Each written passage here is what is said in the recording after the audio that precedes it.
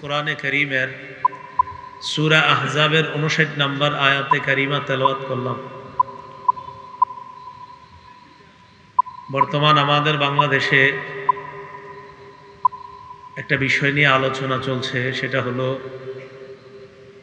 নারীর চেহারা এটা কি পর্দার অন্তর্ভুক্ত কিনা, এটা ঢাকা লাগবে কিনা। সূরা আলী ইমরানের 14 নম্বর আয়াতে আল্লাহ বলেন, যুয়িনা লিন-নাসি হুব্বুশ শাহাওয়াতি মিনান নিসা। মানুষের জন্য মোহগ্রস্ত করা হয়েছে, সুসজ্জিত করা হয়েছে। এক নম্বরে নারীদের কথা বলছে আল্লাহ। মানুষের কাছে আকর্ষণীয় বিষয়বস্তুর মধ্যে আল্লাহ আলোচনায় এক নম্বরে নারীর কথা বলেছেন। সূরা নিসার 1 নম্বর আয়াতে আল্লাহ পাক রব্বুল আলামিন বলেন, ইয়া আইয়ুহান নাসুত্তাকু রাব্বাকুমুল্লাযী খালাকাকুম মিন নাফসিন ওয়াহিদা। হে মানুষ, তোমরা তোমাদের রবকে ভয় করো, যিনি তোমাদেরকে এক আত্মা তথা হযরত আদম আলাইহিস সালাতু ওয়াস সালাম থেকে বানিয়েছেন। আল্লাহ ব্যাখ্যা করছেন নিজে, ওয়া খালাকা মিনহা যাওজাহা। আদম নবী থেকে আল্লাহ তার বিবি হাওয়া আলাইহাস সালাতু ওয়াস সালামকে বানাইলেন। ওয়া বাসসা মিনহুমা রিজালান কাসীরান ওয়া নিসাআ।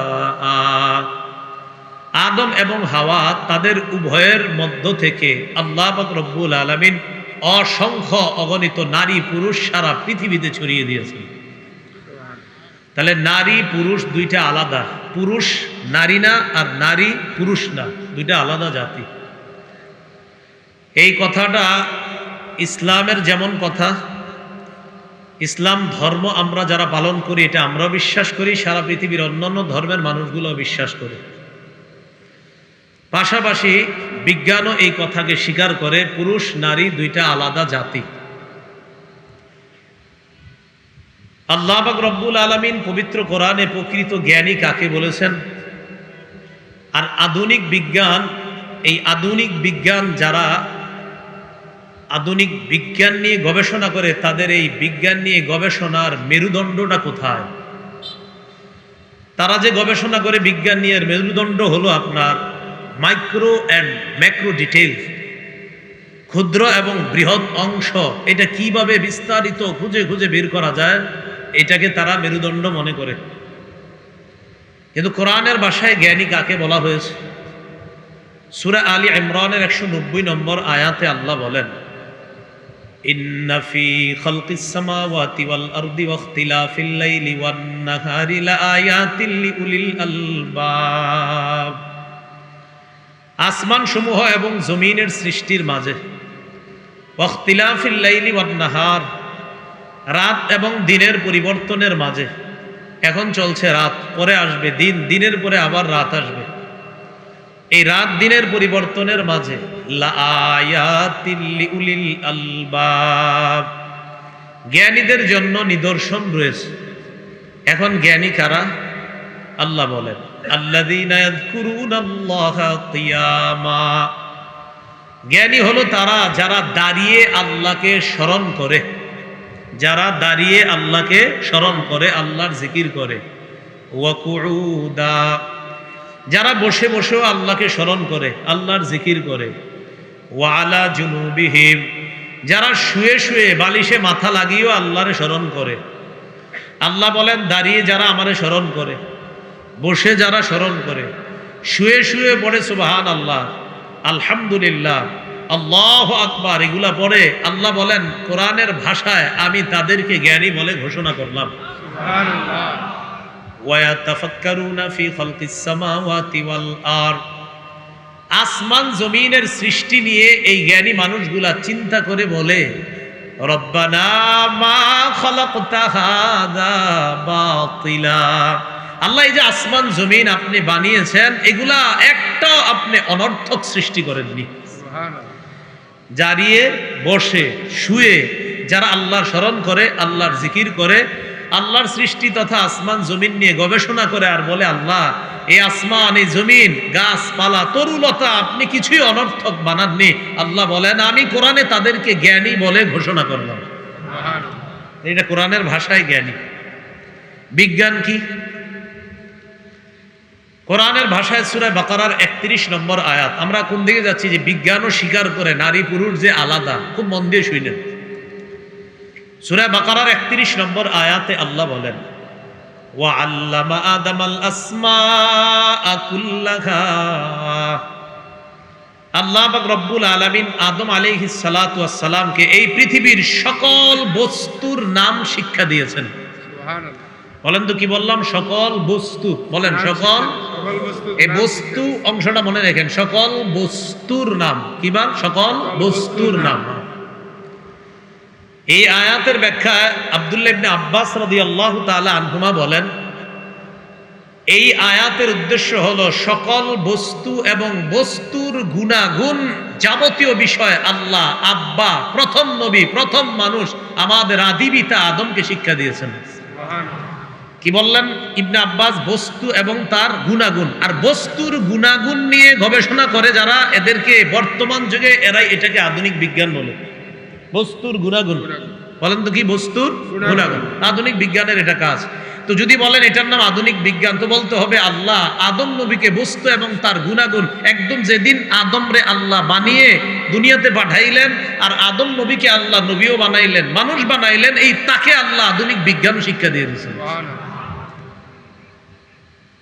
তাফসিরে কাশফের লেখক আল্লামা জারুল্লাহ জামখশরী রাহমাতুল্লাহি আলাইহি বলেন আল্লামা আদামাল আসমাআ কুল্লাহা দ্বারা উদ্দেশ্য হলো বস্তু রাজি যা আছে, সমস্ত বস্তু রাজি, এই সমস্ত বস্তু রাজির বিষয়গুলা আদম নবীকে আল্লাহ শিক্ষা দিয়েছেন।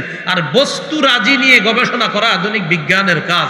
যদি বলেন এটার নাম আধুনিক বিজ্ঞান, তো আব্বা আদমকে আল্লাহ আধুনিক বিজ্ঞান শিক্ষা দিয়েছেন। সুবহানাল্লাহ। এখন দেখেন যে আধুনিক বিজ্ঞানের কিছু বিষয় আছে, সেটা হলো আপনার কি, যেমন ইসলাম ও চিকিৎসা শাস্ত্র, যেটাকে ফার্মাকোলজি বলা হয়। এই যে চিকিৎসা শাস্ত্র, যিনি ফার্মাসিস্ট, ঔষধ প্রস্তুতকারক, তিনি কি করেন? গাছ পাতা তরু লতার বৈশিষ্ট্য এবং পরিমাণ নিয়ে চিন্তা করে ওষুধটা বানায়।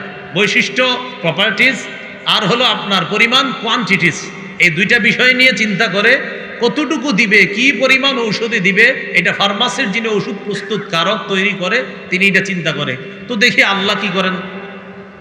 সূরা হিজরের 21 নম্বর আয়াতে আল্লাহ বলেন ওয়া ইম মিন শাইইন ইল্লা ইনদানা খাযাইনু ওয়া মা নুনাজ্জিলুহু ইল্লা বিকদারিম মা'লুম। সারা পৃথিবীর সব কিছুর খাজানা আমি আল্লাহর কাছে। গাছপালা তরু লতা, চিকিৎসা বিজ্ঞানে তোমরা যা গবেষণা করে ঔষধ বানাও, কি পরিমাণ আর কি বৈশিষ্ট্য হবে, সব খাজানা আমার কাছে। এই খাজানা থেকে পরিমাণ অনুযায়ী আমি আল্লাহ নাজিল করি। সুবহানাল্লাহ। তো চিকিৎসা বিজ্ঞান সেটাও বলেন, বলতে হবে কোরআন থেকে নিছেন। যদি বলেন হুজুর এই যুগে আমরা বানাইছি না, কোরআন তো আল্লাহ ১৫০০ বছর আগে দিয়েছেন, তো এটা কিভাবে আপনি এখন বলেন? এরপরে আপনি বলবেন টেকনোলজি, প্রযুক্তি। প্রযুক্তি বা টেকনোলজি যেটা আমরা বলি, সেটার মধ্যে আপনার আছে ওট টেকনোলজি, কাঠ প্রযুক্তি, ইলেকট্রিক্যাল টেকনোলজি, বৈদ্যুতিক প্রযুক্তি, মেকানিক্যাল টেকনোলজি। আপনার মেকানিকরা যে কাজ টাজ করে এই প্রযুক্তিগুলা। কেন আপনি বলবেন হুজুর প্রযুক্তির কথা আছে কিনা কোরআনে? হ্যাঁ আছে, সূরা হাদীদের 25 নম্বর আয়াত। সুবহানাল্লাহ। আল্লাহ বলেন আনজালনাল হাদিদা, আমি লোহা নাজিল করলাম, ফিহি বাসুন শাদীদ, লোহার মধ্যে কঠিন শক্তি, ওয়া মানাফিউ লিন-নাস, আর মানুষের জন্য বহু কল্যাণ আমি আল্লাহ রেখে দিয়েছি। সুবহানাল্লাহ। কিসের মাঝে? লোহার মাঝে।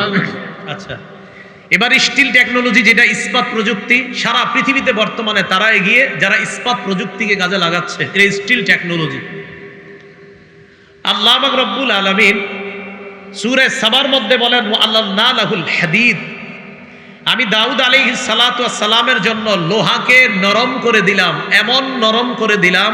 সূরা আম্বিয়ার 80 নম্বর আয়াতে আল্লাহ বলেন ওয়া আল্লামনাহু সানআতা লাবুসিল লাকুম, আমি দাউদ আলাইহিস সালাতু ওয়াস সালামকে শিক্ষা দিলাম তোমাদের বর্ম তৈরি করার কারুকার্য আর পদ্ধতি, কিভাবে লোহা দিয়ে বানাবে এই বিদ্যা আমি দাউদ নবীর শিক্ষা দিয়ে দিয়েছি। যেই যুগে আল্লাহ লোহা দিছে ওই যুগে তারা শুধু মনে করতো এটা দ্বারা তরবারি হয়। এখন গবেষণা করতে করতে আল্লাহ পাক রব্বুল আলামিন বলেন যে এখন তোমরা গবেষণা করতে করতে এগিয়ে যাচ্ছ, কিন্তু আমার সৃষ্টি যেটা আমি এত হাজার বছর আগে করলাম সেটা নিয়ে গবেষণা করেই কিন্তু তোমরা আগাচ্ছ। যদি কৃতিত্ব দিতে হয় তো আমার রবকে দিতে হবে। ইলেকট্রিক্যাল টেকনোলজি, যেটা আপনার বৈদ্যুতিক প্রযুক্তি, দেখেন আপনি যত প্রযুক্তি বলবেন সব এরা গবেষণা করতেছে কোত্থেকে? আল্লাহ খনিজ পদার্থের কথাও কোরআনে বলছেন, তো সেখান থেকে আপনি এটা। এরপরে জিওলজি, প্রাণীবিদ্যা, হ্যাঁ এটা নিয়ে পরে অনেকে। সূরা গাশিয়ার 17 নম্বর আয়াত, খতিব সাহেবরা প্রায় জুমার দ্বিতীয় রাকাতে এই আয়াত সূরাগুলা পড়ে। আপনার সূরা গাশিয়াটা প্রায় দ্বিতীয় রাকাতে পড়ে দেখবেন, আফালা ইয়ানজুরুনা ইলাল ইবিলি কাইফা খুলিকাত, তারা কি ওটের দিকে দেখে না কিভাবে এই ওটকে সৃষ্টি করা হয়েছে? জিওলজি বা প্রাণীবিদ্যা যারা এটা নিয়ে পড়াশোনা করে তাদের কাজ, তারা চিন্তা ভাবনা করে জিরাফের গলা লম্বা কেন, আরেকটার গলা ছোট কেন, ওটের পা এত লম্বা কেন, গরুর পা এটার তুলনামূলক আরেকটার চেয়ে বেশি কম কেন, এটা নিয়ে চিন্তা করে। তো আল্লাহ তো বলেই দিয়েছেন এরা কি ওটের দিকে লক্ষ্য করে না, ওট নিয়ে গবেষণা করে না যে এটা কিভাবে বানানো হলো? যদি বলেন প্রাণীবিদ্যা আমাদের আবিষ্কার, না, রব 1500 বছর আগে বলছে ওটের দিকে চিন্তা করে দেখো না এটা কিভাবে বানাইলাম। অতএব প্রাণীবিদ্যার কৃতিত্ব যদি দিতে হয় আমার রবকে দেন। সুবহানাল্লাহ, এটা জিওলজি।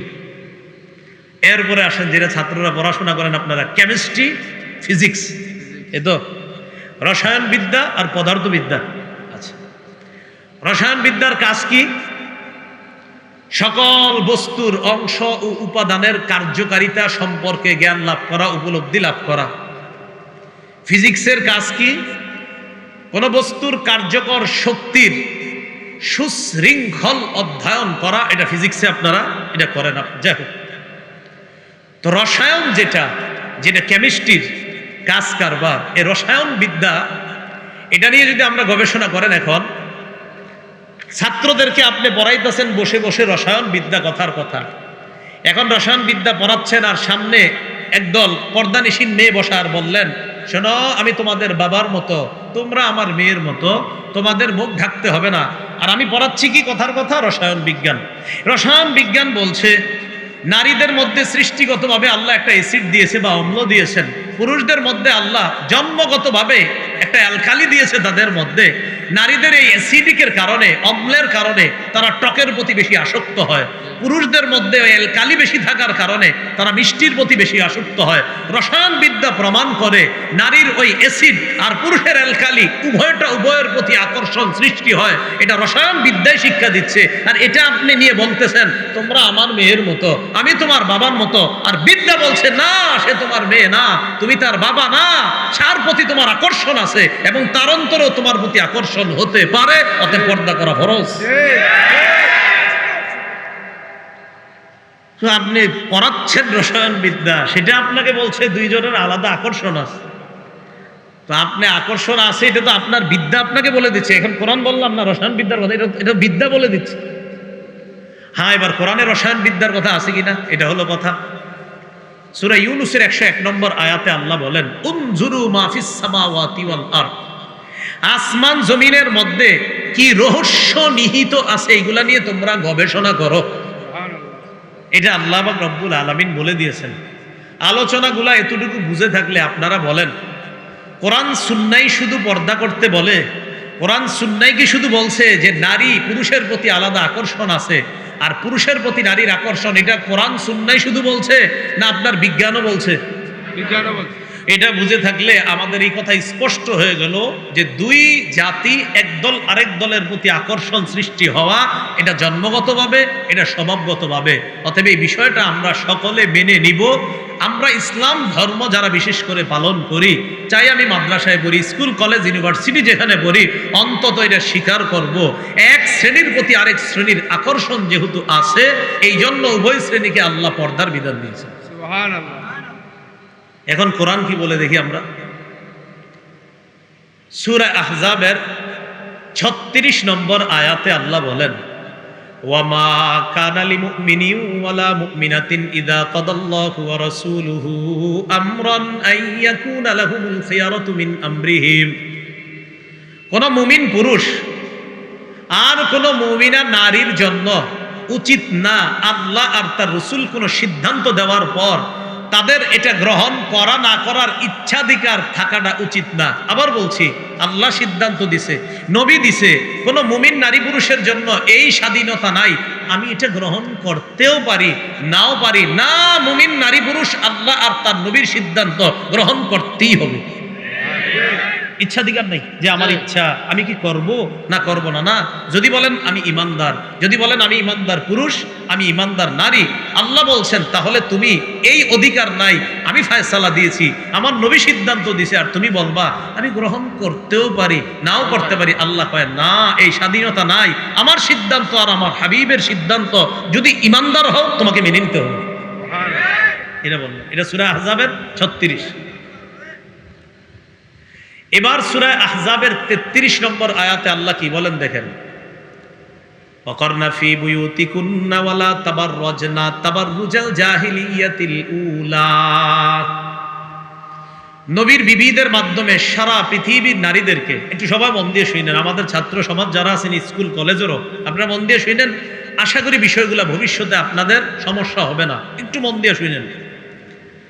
নবীর বিবিদের মাধ্যমে সারা পৃথিবীর নারীদেরকে আল্লাহ বলছেন করনা, অবস্থান করো, ফি বুয়ুতিকুন্না, তোমাদের ঘরে, ওয়ালা তাবাররাজনা তাবাররুজাল জাহিলিয়াতিল উলা, প্রাক জাহিলি যুগের নারীদের মতো তোমরা অশ্লীল ভাবে রাস্তায় বের হবে না। এই সিদ্ধান্তটা আল্লাহর। কার বলেন? আল্লাহ। তাহলে মুমিন নারীদেরকে আল্লাহ একটা সিদ্ধান্ত দিচ্ছেন, তোমরা ঘরে থাকবা, জাহিলি যুগের নারীদের মতো তোমরা রাস্তায় বের হবে না, এটা আল্লাহ সিদ্ধান্ত দিলেন। এখন কথা হলো, আমাদের মা বোনরা তো প্রয়োজনে বাহিরে যাবে, পাসপোর্ট, আইডেন্টি কার্ড, জন্ম নিবন্ধন, উমরা, হজ, এটার জন্য তারা বাহিরে যেতে হবে। তো বাহিরে যাওয়ার সময় আল্লাহ বলছে জাহিলি যুগের মতো যাবে না। হ্যাঁ, তাহলে কিভাবে যাবে? জাহিলি যুগের মতো আল্লাহ বের হইতে নিষেধ করছে। এখন প্রশ্ন, হুজুর তাহলে কিভাবে যাবে? এই জবাব আল্লাহ সূরা নিসা, সূরা আহজাবের 59 নম্বর আয়াতে দিচ্ছেন। আল্লাহ বলেন, ইয়া আইয়ুহান নাবিয়্যু কুল্লি আজওয়াজিকা ওয়া বানাতিকা ওয়া নিসাইল মুমিনিনা ইউদনিনা আলাইহিন্না মিন জালাবিবিহিন্না। হে নবী, আপনি বলেন লি আজওয়াজিকা, আপনার বিবিদেরকে, ওয়া বানাতিকা, আপনার কন্যাদেরকে, ওয়া নিসাইল মুমিনিনা, মুমিনদের নারীদেরকে। আমাদের নারী মানে আমাদের মা, আমাদের বোন, আমাদের বিবি, আমাদের কন্যা। মুমিনদের নারীদেরকে আপনি বলুন, ইউদিনা, তারা যেন টেনে নেয়, আলাইহিন্না, নিজেদের উপর, মিন জালাবিবিহিন্না, পর্দার কিছু অংশ, চাদরের কিছু অংশ তারা যেন নিজেদের উপর টেনে নেয়। তো আল্লাহ পাক রব্বুল আলামিন বললেন, নবী আপনি বলেন আপনার বিবিদেরকে, আপনার কন্যাদেরকে, মুমিনদের নারীদেরকে তারা যেন চাদরের কিছু অংশ নিজেদের উপর টেনে নেয়। খুব মন দিয়ে বুঝেন, চাদরের কিছু অংশ নিজেদের উপর টেনে নেয়, এর দ্বারা কি উদ্দেশ্য? আব্দুল্লাহ ইবনে আব্বাস রাদিয়াল্লাহু তাআলা আনহুমা বলেন, আমার আল্লাহু নিসাআল মুমিনিনা ইযা খারাজনা মিন বুয়ুতিহিন্না ফি হাজা আই ইউগাত্তিনা উজুহাহুন্না মিন ফাওকি রুউসিহিন্না বিল জালাবিব। আব্দুল্লাহ ইবনে আব্বাস বলেন, নারীরা, বলেন আমার সাথে, নারীরা যখন প্রয়োজনে ঘরের বাহিরে যাবে তখন তারা মাথার উপর থেকে আলাদা চাদর দিয়ে, আলাদা ওড়না দিয়ে, আলাদা কাপড় দিয়ে তাদের নিজেদের মুখ ঢেকে তারপর বের হবে। আব্দুল্লাহ ইবনে আব্বাস বলেন, আল্লাহ মুমিনদের নারীদেরকে বলেছেন আইয়ুগাত্তিনা, তারা যেন ঢাকে, উজুহাহুন্না, তাদের চেহারা, মিন ফাওকি রুউসিহিন্না, মাথার উপর থেকে, বিল জালাবিব, পর্দা দিয়ে ঢাকে। তো আর কেমনে বুঝবেন মুখ দিয়ে ঢাকতে হবে? তাহলে বুঝে থাকলে বলেন, পর্দা কি মুখ সহ না মুখ ছাড়া? মুখ সহ। মুখ সহ। আচ্ছা, এরপরে দেখেন যে হুজুর মুখ সহ পর্দা করে বাইর হইলে লাভ কি? আল্লাহ বলেন হ্যাঁ লাভ আছে। জালিকা আদনা আইয়ুরাফনা, কয় এতে নারীদেরকে চেনা সহজ হবে। দেখেন কিভাবে আমাদের মা বোনরা যখন বোরকা পর্দা পরে রাস্তায় বের হয়, আমরা বুঝি হয়তো কারো খালা হবে, না হয় কারো মা হবে, না হয় কারো বোন হবে, না হয় কারো সম্মানিতা স্ত্রী হবে। আল্লাহ কয় যখন চেনা যাবে সে একজন সম্মানিতা নারী, ফালা ইউযাইনা, তখন তারে আর টিজ করা হবে না, উত্তক্ত করা হবে না। ফালা ইউযাইন, টিজ করা হবে না। মানব বন্ধন করছেন যে ইফ টিজিং বন্ধ করুন। ইফ মানে বুঝেন আপনি যে লেখছেন ইফ, শুধু একটু লেখেন, টিজ বন্ধ করুন, ইফটা লেখেন না। ইফটা লেখার একটু বুঝে শুনে লেখেন। আল্লাহ বলছেন নারীদেরকে যখন চেনা যাবে সে একজন সম্মানিতা পবিত্র নারী, পর্দানিশীন নারী, ফালাই উযাইন, তাকে উত্তক্ত করা হবে না। আল্লাহ আমার কথাগুলো বুঝার তৌফিক দান করেন, আমিন। ইব নিয়ে আমি কি বুঝাতে চাই এটা শিক্ষিত সমাজ ভালো করে বুঝবে। একটু ডিকশনারিটা খুইলেন যে ইব মানে কি। আচ্ছা এবার যাই সূরা আহজাবের 53 নম্বর আয়াতে। এই আয়াতটা মন দিয়ে ভালো করে বুঝেন। নবীর সাহাবীদেরকে মাঝে মাঝে নবীজি প্রয়োজনে নবীর বিবিদের কাছে পাঠাইতেন, মানে আমাদের আম্মাজানদের কাছে, উম্মুল মুমিনিনদের কাছে। যাও তোমার ওই আম্মাজানের কাছে গিয়ে বলবা ওই জিনিসটা প্রয়োজন দিতে বলবা। তো বিবিরা ঘরের ভিতরে আছে। আল্লাহ বলেন ওয়া ইযা সাআলতুমুহুন্না মাতাআন ফাসআলুহুন্না মিন ওয়ারাই হিজাব, তোমরা যখন তাদের কাছে প্রয়োজনীয় কিছু চাও পর্দার আড়াল থেকে চাও। এখন আপনাদের দৃষ্টিতে কি পর্দা এটা যে আম্মাজানরা ভিতরে আছে আর মাথাটা এনে বের করে রাখছে? কন্যাকা হ্যাঁ না। আল্লাহ বলছেন সাহাবায়ে কেরামদেরকে তোমরা যখন কিছু চাও পর্দার আড়াল থেকে চাও, তার মানে কি আম্মাজানরা পর্দার ভিতরে, শরীরটা আর মুখটা বাহিরে? কেন এই সহজ বিষয়টা কেন বুঝেন না? যখন প্রয়োজনীয় কিছু চাও ফাসআলুহুন্না, চাও তাদের থেকে, মিন ওয়ারাই হিজাব, পর্দার আড়াল থেকে চাও। আল্লাহ কয় এতে কি হবে যদি পর্দার এপাশ থেকে চাও? যালিকুম আতহারু লিকুলুবিকুম ওয়া কুলুবিহিন্না, এতে তোমাদের আর তাদের অন্তরের পবিত্রতার কারণ হবে। এই বিষয়টা আমি আল্লাহ উভয়ের অন্তরের পবিত্রতার কারণ হিসাবে এই মাঝের পর্দাটাকে ঘোষণা করলাম। সুবহানাল্লাহ। তাহলে মাঝে পর্দা রাইখা এই পাশে পুরুষ ও পাশে নারী, আর প্রয়োজনীয় কোনো কথা বলা এইভাবে বললে, এবং নারীরা বলতে হবে আবার কর্কশ ভাষায়, আপনার নরম ভাষায় না। তো আল্লাহ বলেন উভয়ের পবিত্রতার কারণ বলে ঘোষণা করলাম। এই পর্দার দুপাশে উভয় শ্রেণী থাকাটা আমি আল্লাহ উভয়ের কলবের পবিত্রতার ঘোষণা করলাম। এটা বুঝছেন নি সবাই? আচ্ছা সূরা নূরের 31 নম্বর আয়াত দেখি এবার আল্লাহ কি বলেন দেখেন। আল্লাহ পাক রব্বুল আলামিন বলেন ওয়াকুল্লিল মুমিনাতি ইয়াগদুদনা মিন আবসারিহিন্না, নবী আপনি মুমিন নারীদেরকে বলেন তারা যেন দৃষ্টি নিচে রাখে।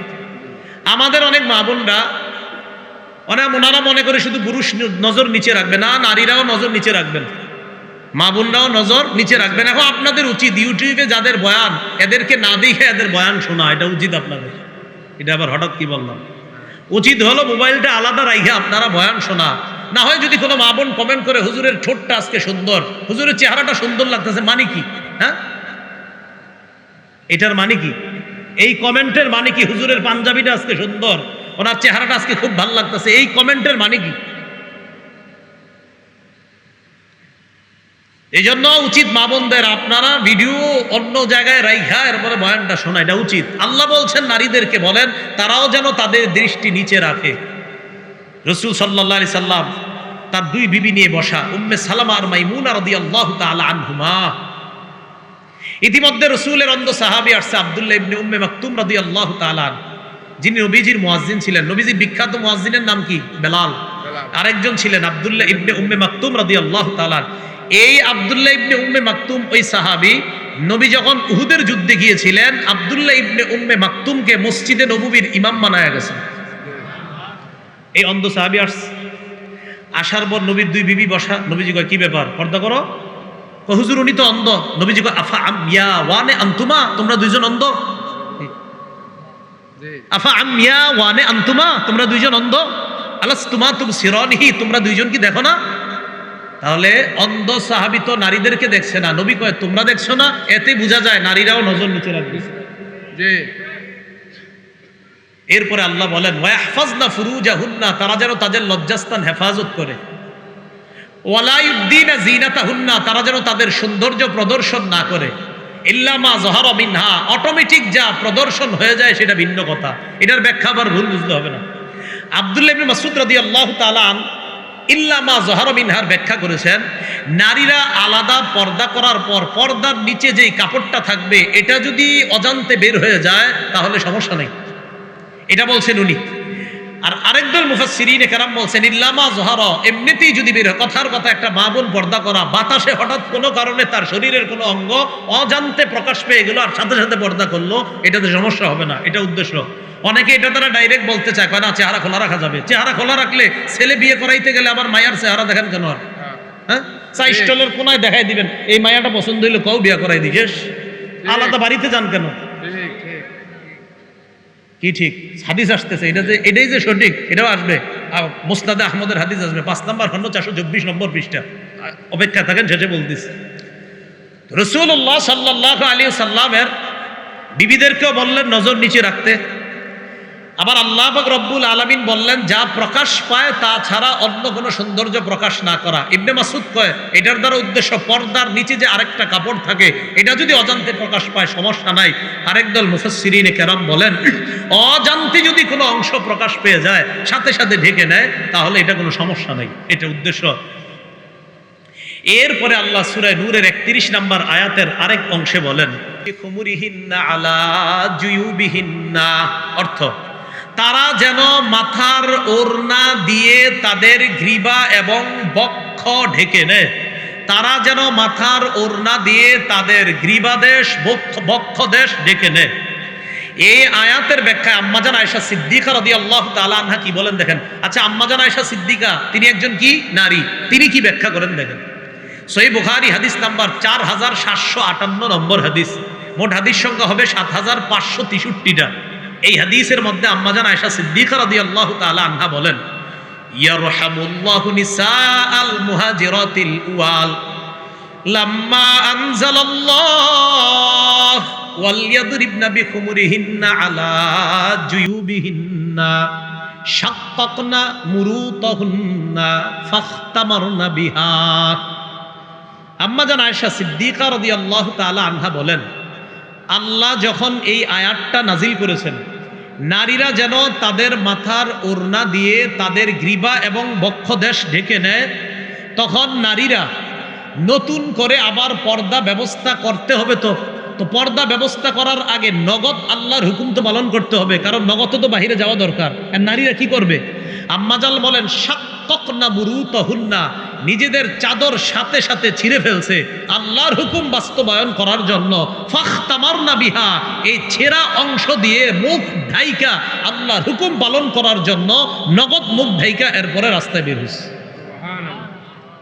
এটা হলো ওয়ালিয়াদরিবনা বিখুমুরিহিন্না আলা জুয়ুবিহিন্না। এরপরে আল্লাহ কি বলে দেখেন ওয়ালা ইয়াদরিবনা বিআরজুলিহিন্না লিউলামা মা ইউখফিনা মিন জিনাতিহিন্না, নারীরা যেন তাদের পা সজোরে নিক্ষেপ না করে, যেন তাদের গোপন সৌন্দর্য প্রকাশ পায়। কেউ হাসবেন না আল্লাহর হস্তে, যেন নারীদের কোনো গোপন সৌন্দর্য প্রকাশ না পায়, এজন্য তারা সজোরে পা নিক্ষেপ করবে না।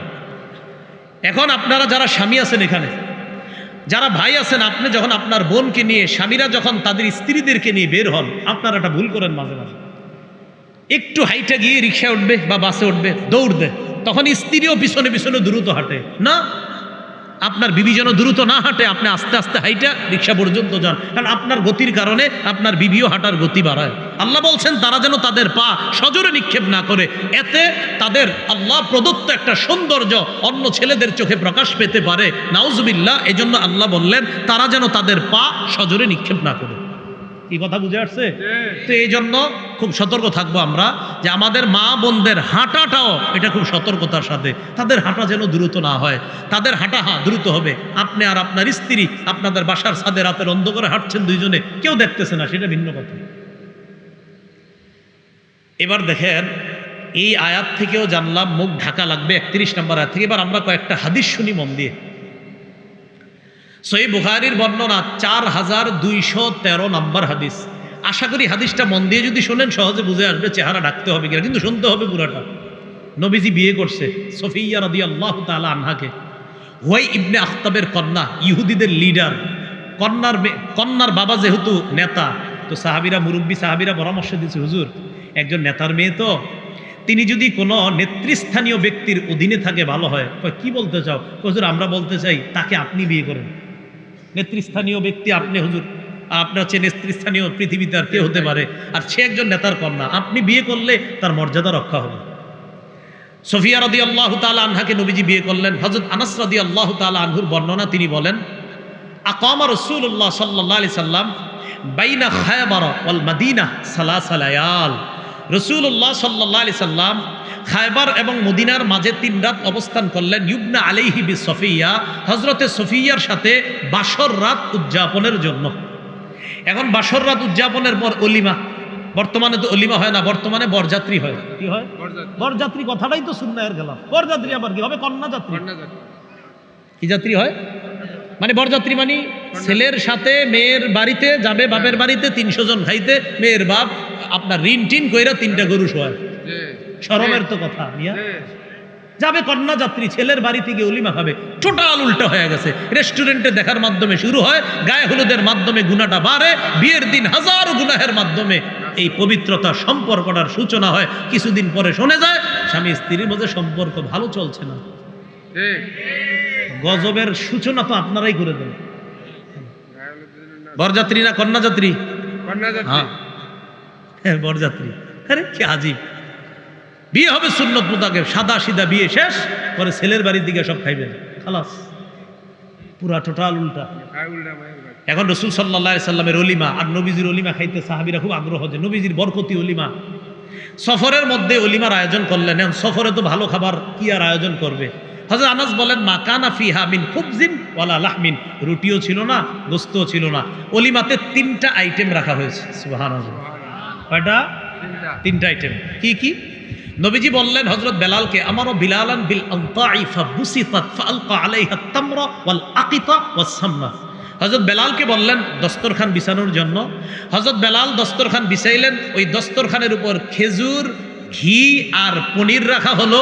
রসুলের এই বিয়ের অলিমা যেন সাহাবীরা খেতে পারে, এই 3টা আইটেম দিয়ে হযরত আনাস সব মুসলমানদেরকে রসুলের অলিমা খাওয়ার জন্য দাওয়াত করলেন। সুবহানাল্লাহ। যে আপনারা আসেন, আস্তে ধীরে আসেন, খেয়ে যান।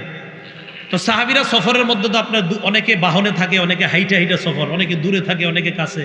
তো আস্তে আস্তে যারা আসতেছে অলিমা খাইতে, একজন আরেকজনকে কয়, আচ্ছা এই যে হযরত সুফিয়া রাদিয়াল্লাহু তাআলা আনহা, তিনি কি ইহদা উম্মাহাতিল মুমিনিন আও মিম্মা মালাকাত ইয়ামিনু, আচ্ছা তিনি কি আমাদের মা হবেন না তিনি কোনো দাসী? যেটা অনেক দূরে দূরে সাহাবীরা বলতে বলতে কয় আসলে তো এটা ভাবনার বিষয়, তিনি কি আমাদের মা, মুমিনদের মা হবেন নাকি দাসী হবে? এখন সাহাবারা জবাব দেয়, কয় শোনো, ইন হাজাবাহা, নবী যদি সফিয়াকে পর্দার আড়ালে রাখে তাহলে বুঝবো ফাহিয়া মিন ইহদা উম্মাহাতিল মুমিনিন, তিনিও অন্যান্য মাদের মতো আমাদের মুমিনদের একজন মা, নবীজির একজন সম্মানিতা বিবি। কোথায় রাখলে? পর্দায়। কোথায় রাখলে? পর্দায়। সাহাবীরাই বলতেছে ওয়া ইল্লাম ইয়াহজুবহা, যদি পর্দায় না রাখে তাহলে বুঝবো ফামিম্মা মালাকাত ইয়ামিনু, দাসী। ওই যুগে দাসীদের মুখ ঢাকা লাগতো না, তাহলে বুঝেন দাসীদের মুখ ঢাকা লাগতো না, তাই সাহাবীরা বলতেছেন যদি পর্দায় না রাখে তাহলে বুঝবো দাসী। আর মুখ ঢাকবো কাদের? সম্মানিতা বিবিদের। যদি নবীজি তাকে পর্দার আড়ালে রাখে তাহলে বুঝবো মুমিনদের, আমাদের নতুন মা, নবীজির সম্মানিতা বিবি তিনি। এখান থেকে আপনারা কি বুঝতেছেন? নবীজি তার বিবিরে পর্দার ভিতরে শুধু শরীরটা রাখবে আর চেহারাটা খোলা।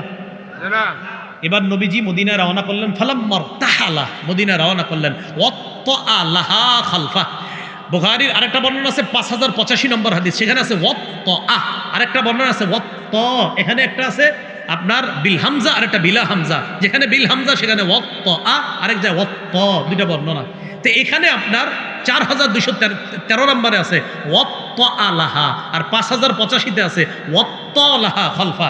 নবীজি সফিয়াকে তার বাহনের পিছনে বসাইলেন। বসানোর পর যেটা বলেন দেখেন, ওয়ামাদ্দাল হিজাব, পর্দা টেনে রাসূল সাল্লাল্লাহু আলাইহি সাল্লাম তার বিবিকে পর্দার আড়ালে বসিয়ে মদিনায় রওনা করলেন। সুবহানাল্লাহ। সাহাবীরা বুঝলেন তিনি আমাদের মা। সুবহানাল্লাহ। তাহলে কেমনে বুঝলেন? রাসূল তার বিবিরে পর্দার আড়ালে নেওয়ার পর বুঝলেন তিনি আমাদের মা। যদি না নিতেন তাহলে বুঝতাম তিনি দাসী। মুখ ঢাকা লাগবে নি? না, মায়ের মতো তাই লাগবে না। আচ্ছা, এবার আরেকটা হাদিস শুনেন, রসুল সাল্লাল্লাহু আলাইহি সাল্লাম ইন্তেকাল করেছেন, খুব মন দিয়ে। আলেম ছাড়া অন্যদের মধ্যে কেউ বলেন তো রসুল কোন বিবির ঘরে ইন্তেকাল করছে, আলেম ছাড়া অন্য কেউ? মাশাআল্লাহ, আগে কে কইছে? মাশাআল্লাহ, ও এটা মনে হয় শুনছে কোনো জায়গায় ওয়াজে। আচ্ছা ঠিক আছে ঠিক আছে, না না ঠিক আছে, আচ্ছা ঠিক আছে, না হাসি আমরা, আল্লাহ বরকত দান করুন। ঠিক আছে। আম্মা জান আয়েশা রাদিয়াল্লাহু তাআলা আনহার ঘরে রাসূল সাল্লাল্লাহু আলাইহি সাল্লাম ইন্তেকাল করছেন। বাইহাকি শরীফ 7 নম্বর খণ্ড 117 নম্বর পৃষ্ঠা, দালাইলুন নুবুওয়া, ইমাম বাইহাকি আনছেন সেখানে হাদিসটা, লম্বা হাদিস। রাসূলুল্লাহ সাল্লাল্লাহু আলাইহি সাল্লাম ইন্তেকাল করলেন। ইন্তেকাল করার পর নবীজি সাল্লাল্লাহু আলাইহি সাল্লামের দেহ মোবারকটা আম্মাজান আয়েশা সিদ্দিকার ঘরে তার খাটের উপরে, তখনও রাসূলের দেহ মোবারক, মন দিয়ে দেখেন। আম্মাজান আয়েশা সিদ্দিকা সম্পর্কে আবু বকর সিদ্দিকের কন্যা, আবু বকর সিদ্দিক রাদিয়াল্লাহু তাআলা আন রাসূলের ইন্তেকালের সংবাদ শুনে রাসূলুল্লাহ সাল্লাল্লাহু আলাইহি সাল্লামের লাশ মোবারক বা দেহ মোবারক দেখার জন্য যখন আসলেন, আম্মাজান আয়েশার ঘরের সামনে দাঁড়িয়ে ফাস্তাজানা আবু বকরিন ফি বাইতি ইবনাতিহি আয়েশা, আবু বকর সিদ্দিক তার কন্যা আয়েশার ঘরে প্রবেশ করার অনুমতি চাইলেন। কি চাইলেন? অনুমতি চাইলেন। বাবা মেয়ের ঘরে ঢুকবে, অনুমতি চাইলেন। অনুমতি কেন চাইলেন খুব মন দিয়ে বুঝলে আপনারা সহজে বুঝবেন এবং অন্যদেরকে জবাব দিতে পারবেন। আবু বকর সিদ্দিককে আম্মাজান একটু পরে বললেন, জি আব্বা এখন আসতে পারেন, অনুমতি আছে। আবু বকর সিদ্দিক যখন ঢুকলেন, ওয়ান্নিসা ও হাওলা, নবীর অন্য বিবিরাও নবীর দেহ মুবারকের পাশে ছিলেন। আবু বকর সিদ্দিক ঢুকার আগেই ফাস্তাতান্না মিন আবি বকরিন, সব বিবিরা পর্দার আড়ালে চলে গেলেন, নিজেদেরকে ঢেকে নিলেন। ইল্লা মা কানা মিন আয়েশা, আয়েশা নিজের চেহারা ঢাকলেন না। কেন? অন্য বিবি নবীদের যেই অন্য বিবিগণ, তাদের সাথে আবু বকর সিদ্দিকের পর্দা ফরজ, তাই মুখ ঢেকে নিলেন। আম্মাজান আয়েশা আবু বকর সিদ্দিকের কন্যা, তাই মুখ ঢাকেন না। সুবহানাল্লাহ, এই মুখ পর্দা নি? জি। আরে মুখ পর্দা নি তো নবীর বিবিগণ উম্মতের কি হয়? মা। তো আবু বকর সিদ্দিক রাদিয়াল্লাহু তাআলা আনহুর মারা কেন পর্দা করলেন? কি বুঝলেন? আবু বকর সিদ্দিক রাদিয়াল্লাহু তাআলা মারা পর্দা করলেন না? আরে ওয়াজওয়াজুহু উম্মাহাতুহুম, তাহলে ওয়াজওয়াজুহু উম্মাহাতু, তাহলে নবীজির বিবিগণ আমাদের মা, আবু বকর সিদ্দিকেরও মা। তো আবু বকর সিদ্দিক রাদিয়াল্লাহু তাআলা আনহুর মাগণ তার থেকে পর্দা করলেন, নবীর বিবি আয়েশা ছাড়া। কথা হলো আবু বকর সিদ্দিকের মা, হ্যাঁ এই মা এমন মা না যেই মার সাথে পর্দা করা যাবে না। এই জন্য মনে রাখবেন যে আমি শিক্ষক তোমার বাবার মতো, অমুকে তোমার ভাইয়ের মতো, অমুকে তোমার উকিল বাবার মতো, অমুকে তোমার ধর্ম বাবার মতো। হ্যাঁ, উকিল বাপ উকিল, ধর্ম বাপ ধর্ম, আধ্যাত্মিক পিতা আধ্যাত্মিক, আপন বাপ আপন, অন্য বাপ, সব পর্দা ফরজ। অন্য বাপের কাছে কি ফরজ? পর্দা ফরজ। কি কয়? আমি তোমার আব্বার মতো, পর্দা ফরজ। না না, এইভাবে না বলা, বুঝবে ইনশাল্লাহ, বুঝবে, দেখবেন বুঝে ফিরে আসবে আশা করি। এখন আবু বকর সিদ্দিক রাদিয়াল্লাহু তাআলা আনহুর সাথে পর্দা করলেন সব বিবিগণ, আম্মাজান আয়েশা ছাড়া। সহজ বিষয়, আম্মাজান আয়েশা কন্যা তাই পর্দা করেননি, অন্যরা নবীর বিবি তাই পর্দা করেছেন, সহজ বিষয়। এবার বুখারীর আরেকটা বর্ণনা শুনেন, 4141 নম্বর হাদিস। সংখ্যাটা সহজে মনে রাখতে পারবেন, 4141 কত হয়? 4141। দেখেন এরকমই হয়, 4141, 4141। মোট হাদিস সংখ্যা হবে 7563 ফাতুল বারী অনুযায়ী। এই হাদিসের মধ্যে আসছে আম্মাজান আয়েশা সিদ্দিকা রাদিয়াল্লাহু তাআলা আনহার বর্ণনা, লম্বা হাদিস। আম্মা জানের ব্যাপারে মুনাফিকরা একটা মিথ্যা অপবাদ দিছিল, বলেন নাউজুবিল্লাহ, যে ব্যাপারে আল্লাহ কোরআনে 10টা আয়াত নাজিল করছেন। তো আম্মাজান বলেন, আমি সফরের মধ্যে যখন আমার হার হারিয়ে ফেললাম, আমার হার তালাশ করতে গিয়ে আমি যখন হারটা পাইলাম, পাওয়ার পর আইসা দেখি কাফেলার লোকগুলা নাই, চলে গেছে। আমি টেনশনে আছি, কি করবো এখন, বৈশা রইছি একা একা, আশেপাশে কেউ নাই। আমি চিন্তা করলাম, আমারে যখন নবীজি খুঁজা না পাবে তখন কাউরে পাঠাবে আমারে নেওয়ার জন্য। ইতিমধ্যে নবীর এক সাহাবী নাম সফওয়ান ইবনুল মুআত্তাল রাদিয়াল্লাহু তাআলা, তিনি ছিলেন ওই সফর থেকে আরো দূরে, কাফেলা থেকে। তো তিনি আস্তে আস্তে বাহন নিয়ে কাফেলারে ধরা তার কাছে ব্যাপার না, এই জন্য আস্তে আস্তে দেরি করে রওনা করছেন। তো দেখেন আম্মাজান এই জায়গায় আছে, কথার কথা। তো সফওয়ান আরো পিছন থেকে আস্তে আস্তে যখন এই দিক দিয়ে যাবে, হঠাৎ তাকায়া দেখে একজন মানুষের মতো ছায়া দেখা যায়। আম্মাজান আয়েশা বলেন, সফওয়ান ফাতানি, আমার দিকে আসছে। ও আরাফানি হিনা রাআনি, সফওয়ান আমারে দেখেই চিনতে পারছে আমি আয়েশা। প্রশ্ন, হুজুর আয়েশারে কেমনে চিনলো সফওয়ান? আম্মাজান আয়েশা কি পর্দা করে নাই? কথার কথা। আম্মাজানও জানে যে কিছু মানুষ যে প্রশ্ন উঠাইবেন আপনারা, এটা আম্মাজান জানতেন, তাই সাথে সাথে জবাবও দিছে, শোনো ওয়াকাদ কানা ইয়ারানি ক্বাবলা আইয়ুদরাবা আলাইয়াল হিজাব। সফওয়ান আমারে দেখছিল পর্দার বিধান নাজিলের আগে, তাই ওই সময় আমারে চিনতো আমি যে আয়েশা। আজকে দেখা চিনছে কেমনে তোমরা মনে করো না যে পর্দার বিধান নাজিলের পরে সফওয়ান আমারে দেখছে, এমন না। পর্দার বিধান নাজিলের আগে দেখে আমারে চিনতো আমি যে আয়েশা, তাই আজকে দেখেই চিনতে পারছে আমি আয়েশা। আর আমি আয়েশা কি করছি জানো?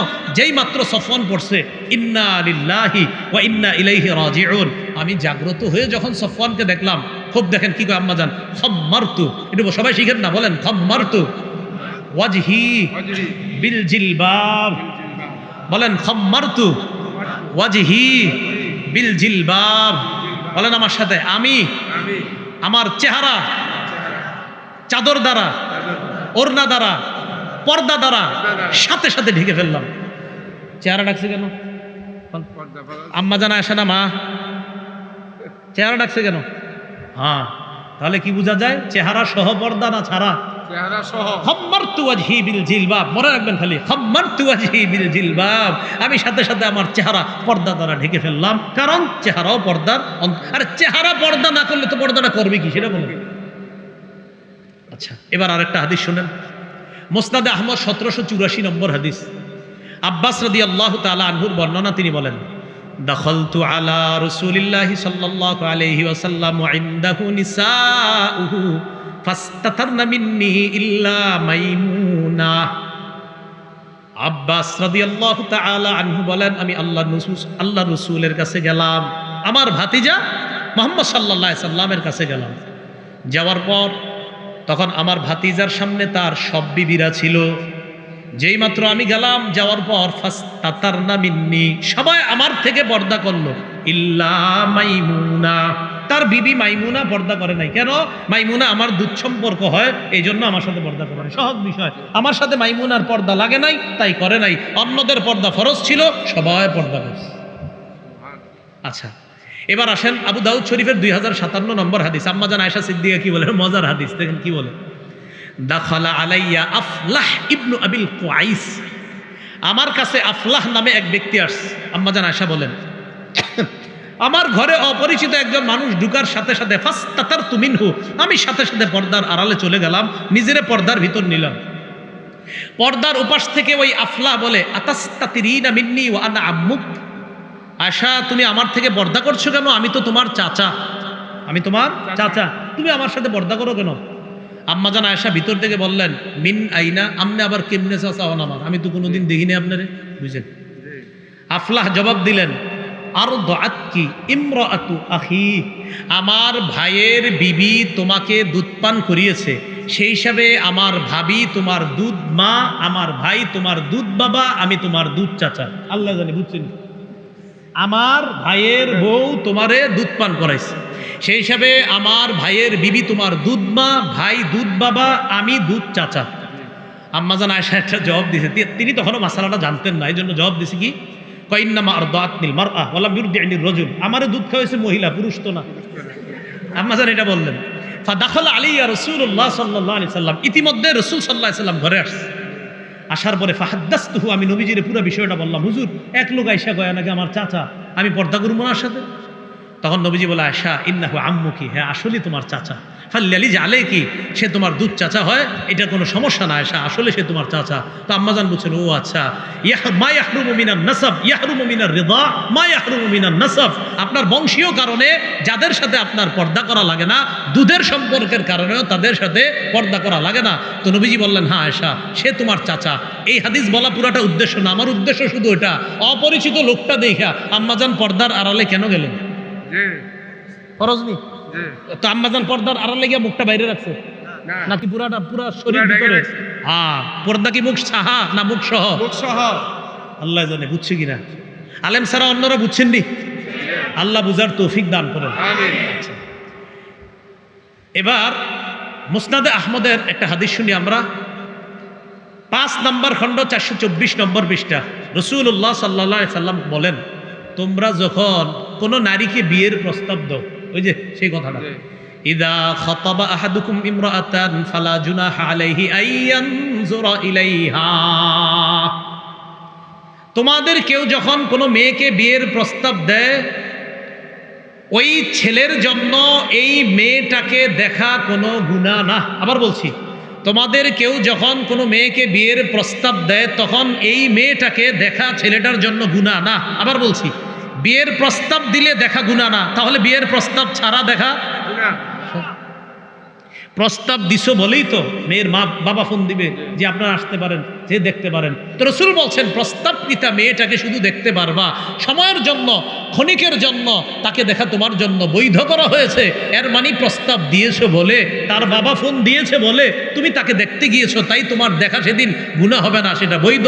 তো বলেন, প্রস্তাব ছাড়া এমনি এখানে সেখানে চিপায় চুপায় দেখা গুনাহ। আল্লাহ বুঝার খারাপ ভাবে নিয়ে না, মানে রাস্তায় গলিতে গলিতে গলিতে আর কি, এটা বুঝাইছি আমি। না নাউজুবিল্লাহ, আচ্ছা ঠিক আছে, চিপা চুপা শব্দটা সুন্দর হয় নাই, ঠিক আছে, গলিতে গলিতে, হ্যাঁ না ঠিক আছে। এখন আরেকটা হাদিস শুনি আমরা, সহিহ বুখারীর বর্ণনা 4328 নম্বর হাদিস। এই হাদিসটাও মন দিয়ে শুনবেন। হাদিসের সামান্য অংশে আমাদের মূল দলিল আসবে, কিন্তু হাদিসটা বড় চমৎকার, মন দিয়ে শুনবেন। আমার নবীর সব কথাই চমৎকার। এই হাদিসের মধ্যে আসছে আবু মুসা রাদিয়াল্লাহু তাআলা আনহুর বর্ণনা। তিনি বলেন, কুনতু ইনদা নবী সাল্লাল্লাহু আলাইহি সাল্লাম বিল জিআরানা, একটা স্থান আছে, জায়গার নাম জিআরানা। এই জায়গায় ছিলাম নবীর সাথে। ওয়া মাহু বেলাল, নবীজির সাথে হযরত বেলালও ছিলেন। তো রাসূলুল্লাহ সাল্লাল্লাহু আলাইহি সাল্লামের কাছে এক গ্রাম্য ব্যক্তি আসছে। আতান নবী সাল্লাল্লাহু আলাইহি সাল্লাম আরাবিয়ুন, এক গ্রাম্য ব্যক্তি আসছে। আসার পর নবীজি সাল্লাল্লাহু আলাইহি সাল্লামকে বললেন, আলা তুনজিজুলি মা ওয়া'আদতানি, হুজুর আপনি আমারে যে ওয়াদা করেছেন সেটা কি পুরা করবেন না? নবীজি বললেন, আবশির, সুসংবাদ গ্রহণ করো। তো গ্রাম্য ব্যক্তি কয়, কদ আকসারতা আলাইয়া মিন আবশির, আপনি খালি সুসংবাদ গ্রহণ করো খুব বেশি বলছেন, সুসংবাদটা কি এটা তো কর না। খালি কয় সুসংবাদ গ্রহণ করো, কিন্তু সুসংবাদটা কি এটা তো বলেন না। তো রাসূল সাল্লাল্লাহু আলাইহি সাল্লাম একটু রাগ হয়ে গেছেন তার এই কথা শুনে। ফাআকবালা আলা আবি মুসা ওয়া বিলালিন কাহাইআতিল গদবান, নবী একটু রাগান্বিত হয়ে হযরত আবু মুসা আর বেলালের দিকে মুখ করে বললেন, এই শোনো বেলাল আর আবু মুসা, রদ্দাল বুশরা, ওরে সুসংবাদ দিয়েছিলাম, ও প্রত্যাখ্যান করছে। ফাকবালা, তোমরা দুইজন গ্রহণ করো। ওরে দিছি, ও নেয় নাই, তোমরা দুইজন নাও। সাহাবী দুইজন খুশিতে কয়, কি দিবেন সেটা জানা দরকার নাই, কবিল না, গ্রহণ করে নিলেন। ফাদআ বিকাদাহিন, একটা পানির পাত্র আনলেন। আনার পর ফাগসালা ইয়াদাইহি ওয়া ওয়াজহা, নবীজি সাল্লাল্লাহু আলাইহি সাল্লাম হাত মুবারক, চেহারা মুবারক ধৌত করলেন। ওয়া মাজ্জা, কুলি করলেন। কুলি করার পর আবু মুসা আর বেলালকে বললেন, ইশরাবা, আমি যে পানি থেকে কুলি করলাম, পানি দিয়ে হাত ধুইলাম, মুখ ধুইলাম, অতিরিক্ত পানি আছে না বেলাল আর আবু মুসা? জি হুজুর আছে। ইশরাবা, তোমরা দুইজনেই পানি পান করো। সুবহানাল্লাহ। আমরা পর্দার বিধানের কথা বলতেছি না, কই পর্দার কথা, মন দিয়ে না শুনলে কিন্তু। নবীজিকে তার সন্তানের ব্যাপারে বলতেছে, হুজুর আমার সন্তান নিহত হয়েছে, তার ব্যাপারে জানতে আসছি। ওয়াহিয়া মুনতাকিবা, তার মুখের মধ্যে নেকাব লাগানো। সাহাবীরা কয়, তুমি এই মুহূর্তেও নেকাব লাগাইছো? তোমার সেন্স ঠিক আছে, মাথা ঠিক আছে? তাসআলিনা আন ইবনিকি ওয়া আনতি মুনতাকিবা, তুমি সন্তানের ব্যাপারে জিজ্ঞাসা করছো, তোমার সন্তান নিহত হয়েছে আর তোমার মুখে নেকাব, এখনো ঠিক আছো তুমি? নারী কি জবাব দেয় দেখেন, কয় সন্তানের উপর বিপদ এসেছে, সন্তান নিহত হয়েছে, আমার লজ্জা, আমার হায়া, আমার অশ্লীলতা এই পরিমাণ হয় নাই, আমি এত পরিমাণ বেহা হই নাই, আমি এত পরিমাণ নির্লজ্জ হই নাই যে আমার সেন্স ঠিক থাকবে না, আমার মুখে নেকাব থাকবে না। বিপদ আসছে সন্তানের উপর, আমার হায়ার উপরে তো কোনো বিপদ আসেনি। বিপদ সন্তানের উপর আসছে, আমার লজ্জা, আমার হায়ার উপরে তো কোনো বিপদ আসে নাই, আমি চেহারা খুলবো কেন? আর আমাদের এই যুগে সন্তান মারা গেলে আজরাইল আমার ছেলেটারে দেখছে আর কাউরে দেখে নাই, নাউজুবিল্লাহ। হারাম, এটা স্পষ্ট হারাম। আল্লাহ কথাগুলা বোঝার তৌফিক দান করেন। শেষ কথা বলেন, চেহারা ঢাকা লাগবে কিনা? পুরুষ নারীর চেহারার দিকে তাকাইলে আকর্ষণ হতে পারে কিনা? এটা কি কোরআন সুন্নাহ শুধু বলছে না বিজ্ঞানও বলে? আল্লাহ আমাদের সকলকে আজকে যে কথাগুলা বললাম শুনলাম, চেহারা পর্দার অন্তর্ভুক্ত। ও আরেকটা কথা আপনাদেরকে বলি, আপনাদের যাদের বিবি আছে, কন্যা আছে, এখনো যারা চেহারা ঢাকে না, তাদেরকে বলবেন চেহারা ঢাকার চেষ্টা করো, কিন্তু স্বীকার করো যে চেহারা ঢাকতে হবে। এটা বলবা না, না ঢাকলে কি হবে, এরকম না বলা, স্বীকার করার। হ্যাঁ ঢাকা উচিত, আমি এখনো ঢাকতে পারতেছি না, ইনশাল্লাহ ঢাকবো, এই স্বীকার করার। কিন্তু এরকম না বলা, আমি ঢাকবো না, আমার মন চাইছে না। ঢাকতে হবে, পর্দা ফরজ বিধান, মুখ ঢাকা এটা ফরজ বিধান। আল্লাহ আমাদেরকে বুঝার তৌফিক দান করেন। সুবহানাল্লাহি ওয়া বিহামদিহি, সুবহানাকাল্লাহুম্মা ওয়া বিহামদিকা, আশহাদু আল্লা ইলাহা ইল্লা আনতা, আস্তাগফিরুকা ওয়া আতুবু ইলাইক।